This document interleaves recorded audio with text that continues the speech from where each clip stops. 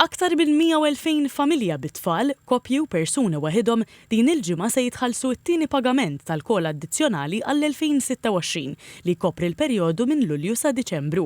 Bejniethom se jirċievu 28 miljun euro u se jwassal l-investiment annwali f'dan il-benefiċċju għal 56 miljun euro. F'konferenza tal-aħbarijiet fil-Ministeru tal-Politika Soċjali u l-Familja, is-Segretarju Permanenti Mark Musu spjega li l-benefiċċju huwa maħsub biex jagħti kumpens addizzjonali lill-familji bidħul baxxu medju, b'mod partikolari għal spejjeż marbuta mal-għoli tal-ħajja.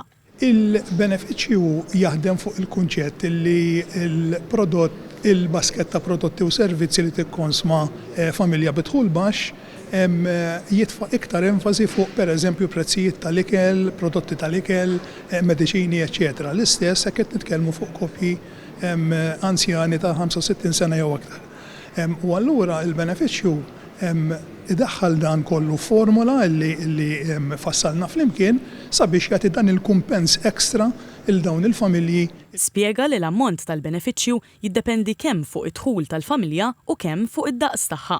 Spjega li l-ħlas ivarja minn 3,85 € sa 28,85 € fil-ġimgħa, l-ekwivalenti għal bejn 200 € u 1,500 € fis-sena. Il-Ministru għall-Politika Soċjali u l-Familja, Michael Falzon, qal li minn dan il-benefiċċju li daħal fir-raba' sena tiegħu qed jilħaq mhux biss familji vulnerabbli, iżda wkoll numru sostanzjali ta' familji fil-faxxa medja tas-soċjetà.